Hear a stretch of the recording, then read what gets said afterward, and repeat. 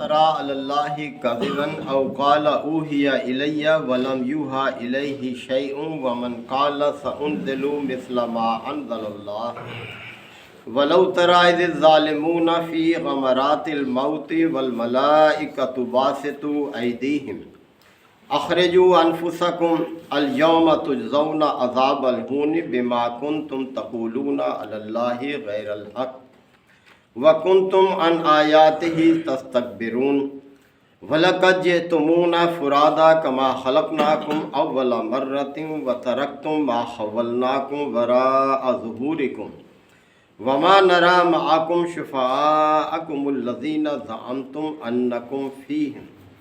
أَنَّهُمْ فِيكُمْ شُرَكَاءُ لَقَدْ تَقَطَّعَ بَيْنَكُمْ وَضَلَّ عَنْكُمْ مَا كُنْتُمْ تَزْعُمُونَ صدق اللہ مولانا العظیم۔ سورہ الانعام کے یہ 11ویں رکوع کی اختتامی آیات ہیں۔ منکرین حق کے حوالے سے ہی بات چل رہی ہے اور انہیں بار بار مختلف طریقوں سے توجہ دلائی جا رہی ہے کہ دیکھو یہ رویہ جو تم نے اختیار کیا ہوا ہے یہ تمہیں بہت بڑے نقصان سے دوچار کر دے گا، لہذا سنجیدگی اختیار کرو۔ اور یہ دنیا محض اس حد تک نہیں ہے کہ کوئی یہاں آئے اور مر کے ختم ہو جائے بس پھر کوئی حساب کتاب نہیں، بلکہ اس کے بعد ایک اور جہان اللہ تعالیٰ نے رکھا ہے جو کہ مستقل ہے، ہمیشہ کے لیے ہے۔ لہذا سنجیدگی اختیار کرو۔ ایک لمبا عرصہ آپ صلی اللہ علیہ وسلم کو گزر چکا تھا مکہ معظمہ میں قریش مکہ کو اللہ کے دین کی دعوت دیتے ہوئے۔ انہیں جب کہا جاتا تھا کہ بھائی مان لاؤ اس چیز پر جو اللہ نے نازل کی ہے تو کہتے تھے بل نتبع ما الفینا علیہ آباءنا، کہ ہم تو اس چیز کی پیروی کریں گے جس پر ہم نے اپنے آباء و اجداد کو پایا۔ تو اللہ تعالیٰ نے فرمایا کہ اولو کان آباؤہم لا یعقلون شیئا ولا یہتدون، کیا اس صورت میں بھی آباء و اجداد کے راستے کی پیروی کریں گے جبکہ نہ تو انہوں نے کوئی عقل سے کام لیا ہو نہ کوئی ہدایت کی پیروی کی؟ بھئی آباء و اجداد کی پیروی اس وقت تک ٹھیک ہے اگر وہ اللہ کی ہدایت کی پیروی کرنے والے ہیں، لیکن اگر وہ کفر اور شرک میں ہی مبتلا رہے تو پھر ان کی تقلید تو پھر تمہیں نقصان سے دوچار کرے گی۔ فرمایا جا رہا ہے وہ نبی کو بھی کہتے تھے کہ یہ نعوذ باللہ جھوٹا ہے، کوئی کلام نازل نہیں ہوتا، کوئی وحی نہیں آتی، یعنی اس طرح کی باتیں کرتے تھے۔ تو اللہ تعالیٰ نے فرمایا وَمَنْ أَظْلَمُ مِمَّنِ افْتَرَىٰ عَلَى اللَّهِ الْكَذِبَ، اس سے بڑا ظالم کون ہوگا جو اللہ پر جھوٹ گھڑے، یعنی کوئی چیز اس کی طرف نازل نہ ہو اور وہ کہے اللہ نے میری طرف یہ چیز بھیجی ہے۔ تو پیغمبر ایسا نہیں کر سکتا، پیغمبر اللہ کی بڑی حفاظت میں ہوتا ہے، اس کے منہ سے نکلنے والا ایک ایک لفظ قانون ہوتا ہے، قانون معمولی بات نہیں ہے، اللہ اس کی حفاظت کرتا ہے۔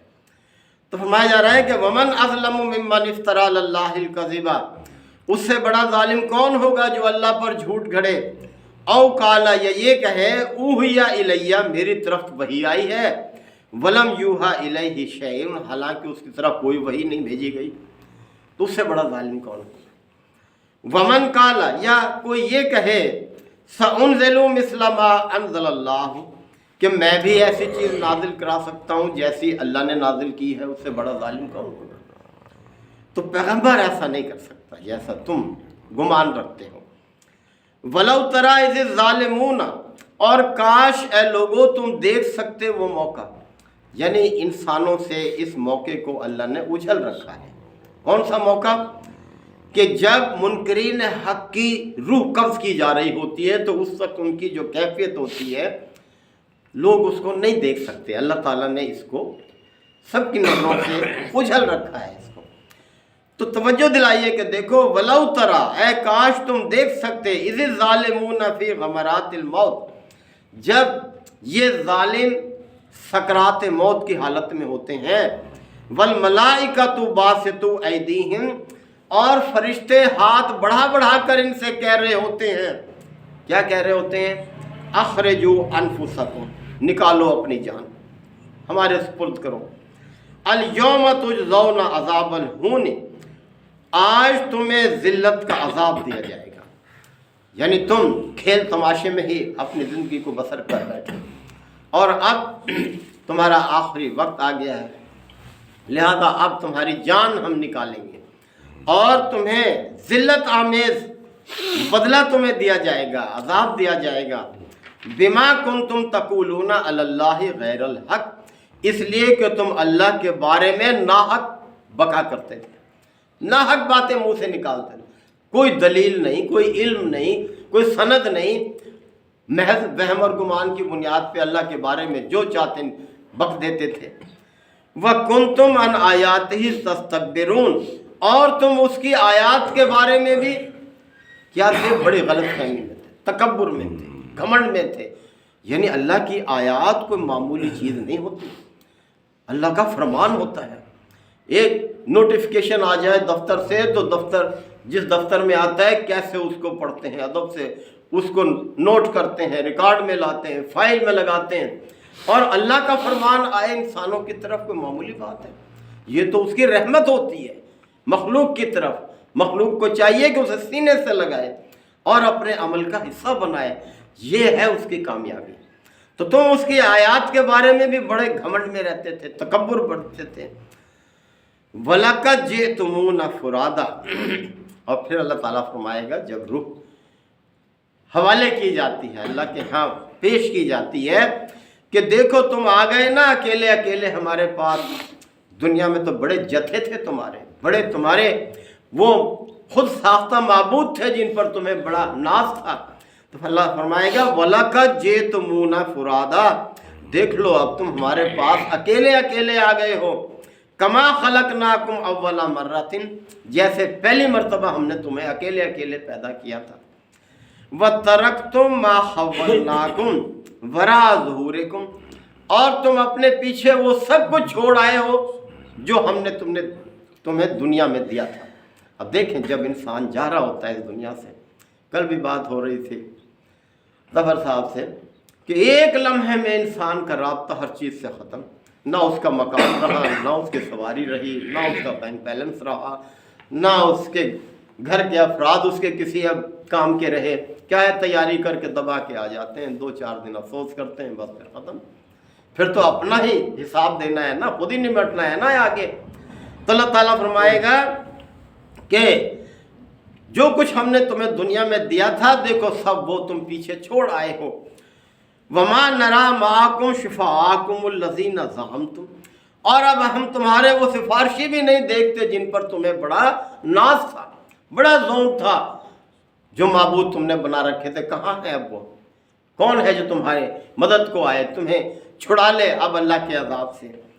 اَنَّهُمْ فِيكُمْ شُرَكَاءُ، کہ وہ تمہارے ساتھ تم نے ان کو شریک ٹھہرا رکھا تھا، اللہ کا شریک بنا رکھا تھا، اب کہاں ہے وہ تمہاری کو مدد کریں، ذرا چھڑائیں اب ہمارے عذاب سے۔ لَقَدْ تَقَطَّعَ بَيْنَكُمْ، تمہارے درمیان پھر ہر چیز منقطع ہو جائے گی، یعنی کوئی تمہارا تعلق نہیں رہے گا کسی چیز سے۔ وَضَلَّ عَنْكُمْ مَا كُنْتُمْ تَزْعُمُونَ، اور جن جن چیزوں پہ بڑا ظلم تھا تمہیں وہ سب تم سے کھو جائیں گے، گم ہو جائیں گی، کوئی کام نہیں آئے گا۔ تو محترم بھائیو دیکھیں کتنے صاف الفاظ میں اللہ تعالیٰ نے باخبر کر دیا ہے انکار کرنے والوں کو اور سمجھنے والوں کو کہ دیکھو یہ دنیا عارضی ہے، نہ جانے کس وقت ختم ہو جائے، اور ہم سب اس چیز کے گواہ ہیں، کوئی پتہ نہیں ہوتا اگلے لمحے کیا ہو جائے۔ ابھی ہمارے بھائی محترم اظہر صاحب دیکھیں ٹھیک ٹھاک آنکھ رکھتے تھے، یکدم آنکھ کی بینائی سلب ہو گئی، تو اللہ سے ڈر کر زندگی بسر کرنی چاہیے۔ یہ آنکھ، یہ کان، یہ دماغ، سب کچھ اللہ نے بڑی مہربانی کی ہوئی ہے کہ سلامت رکھی ہوئی ہے، اور ہم ان سے کام لے رہے ہیں، مستفید ہو رہے ہیں۔ اللہ کا شکر ادا کر کے زندگی بسر کرنی چاہیے۔ اللہ تعالی ہم سارے بھائیوں کو صحت عافیت کے ساتھ نوازے۔ وآخر دعوانا الحمدللہ رب العالمین۔ الحمدللہ وکفا وسلام علی عبادہ الذین اصطفی۔ ربنا آتنا فی الدنیا حسنہ وفی الآخرۃ حسنہ وقنا عذاب النار وادخلنا الجنۃ مع الابرار یا عزیز یا غفار یا رب العالمین۔ اللہم انک عفو کریم تحب العفو فاعف عنا۔